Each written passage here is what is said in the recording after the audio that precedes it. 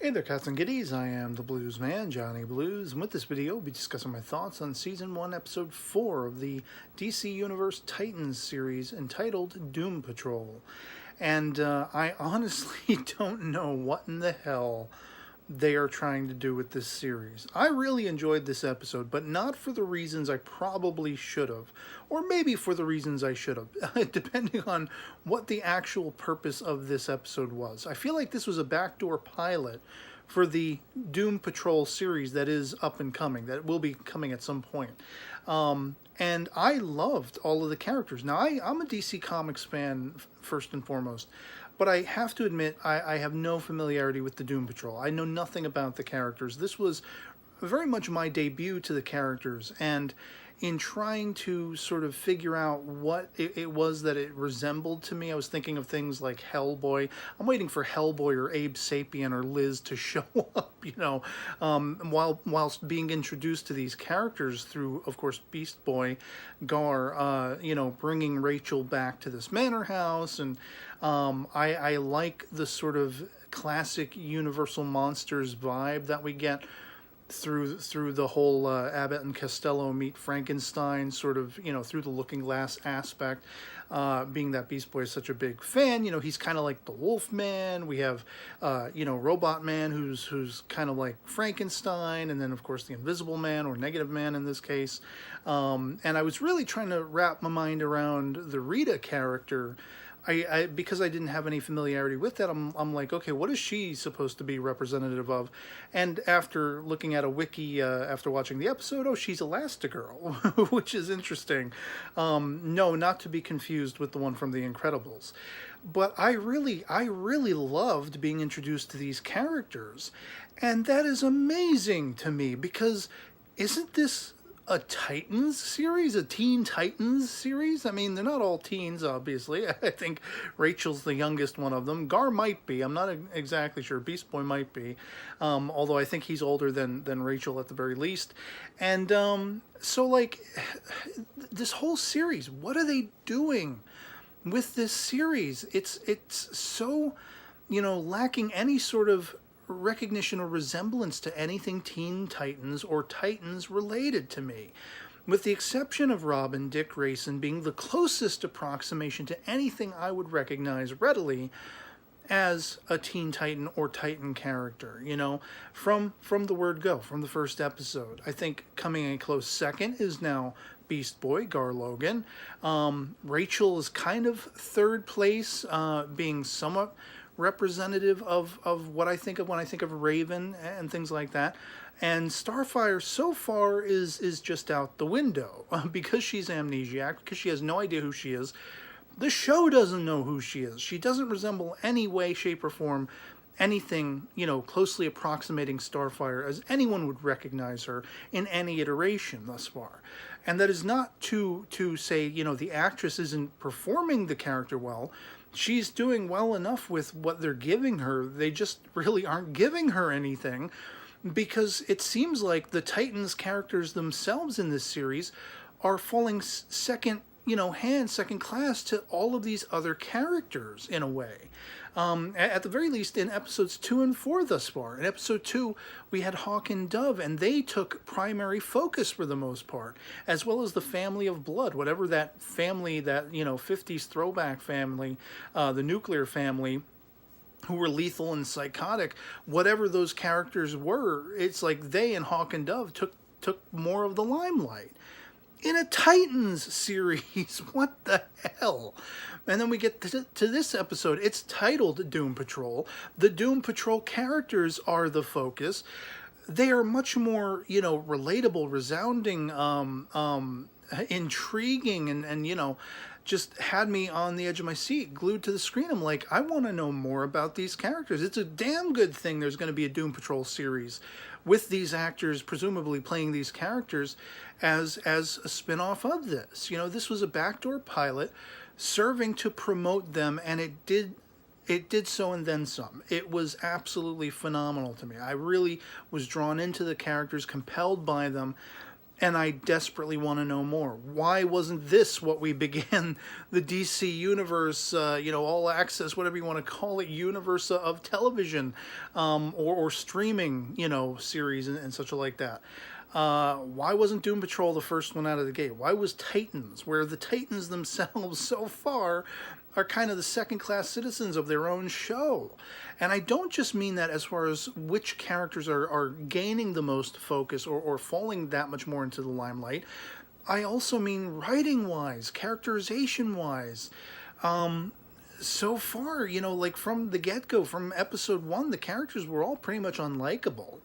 And Dick Grayson was probably the closest to being anything, as I said, closely approximating what you would estimate Robin to be, to a point, except for that brutality, that over-the-top brutality, which, there's still minced words about why he had the falling out with Bruce Wayne, what chip on his shoulder he's still carrying with him, the rage that is getting pent up inside him, with which Starfire checks him on in this episode. You're going to blow your top like Rachel did back at that convent.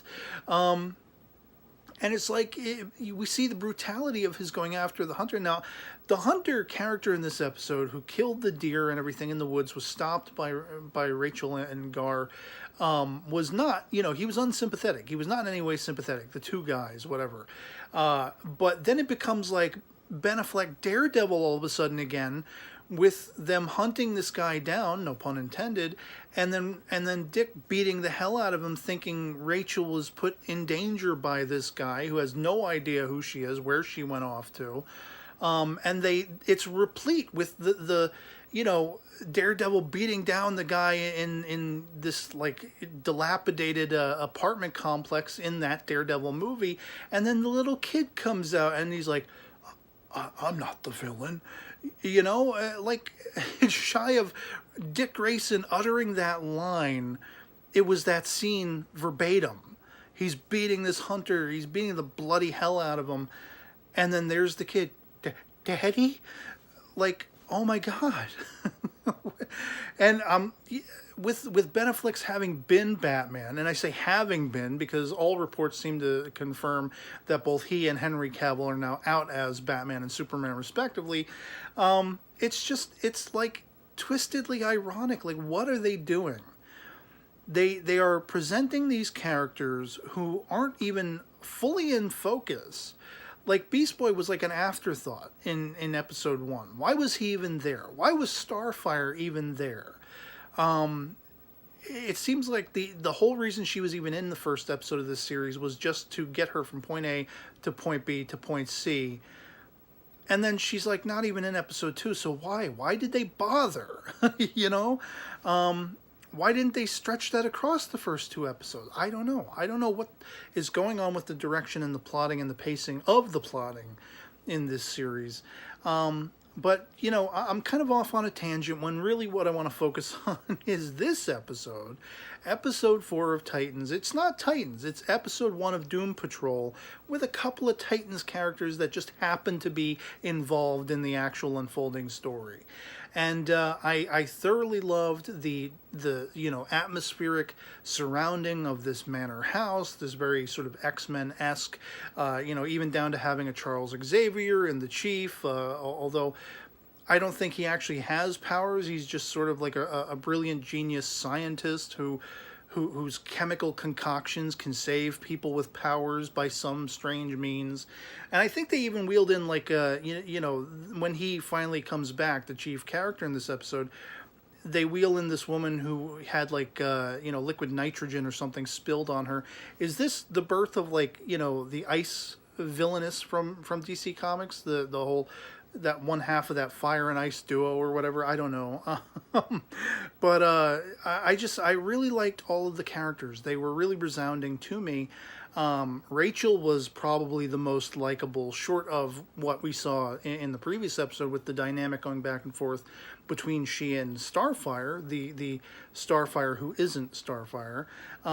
They're playing off of each other. That interpersonal interconnectivity in the previous episode was the most resounding and sort of sympathetic Rachel has been and likable she has been And then that carried on into this episode, even amidst her mental breakdown and all of that evil darkness within her, emanating out of her.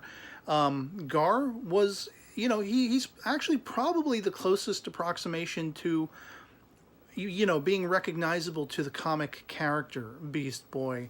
I think he even edged out beyond Dick Grayson, beyond Robin at this point with this episode. And their interplay was great. The whole cast of Doom Patrol characters, the casting of the characters is pitch perfect. Anyone realize that's Brendan Fraser doing Robot Man? And but I liked him. I liked the personality of each of these characters. I want to see more of them. I'm glad that we'll be getting a Doom Patrol series and everything. I don't know what kind of stories they're going to tell exactly, not having that familiarity with them. But so 4 episodes into the Titans series, I love the Doom Patrol. Not so much loving the Titans themselves. I did very much enjoy the Beast Boy character. He is, like I say, he's just edged out being recognizable as a Teen Titan character at this point. Dick Grayson, Robin, Rachel a little bit more so. Like they're evolving, they're growing and evolving, but it's a slow burn, this series, I think, and it's definitely one that is not being plotted or paced well.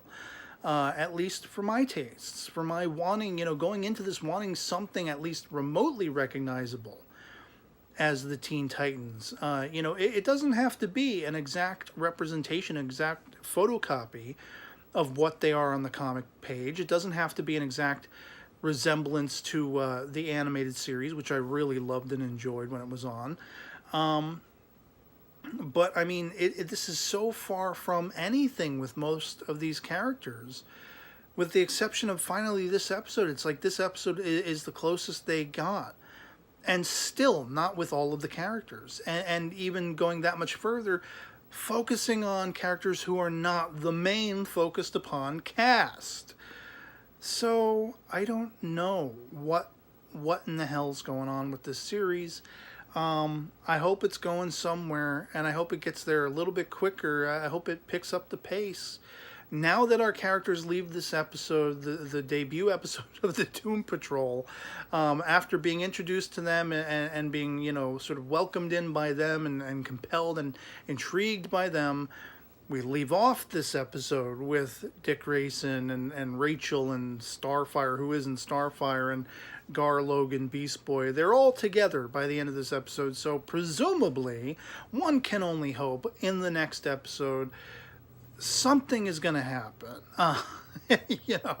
That seems to redeem things and actually pushes our main cast to the fore now in their own series.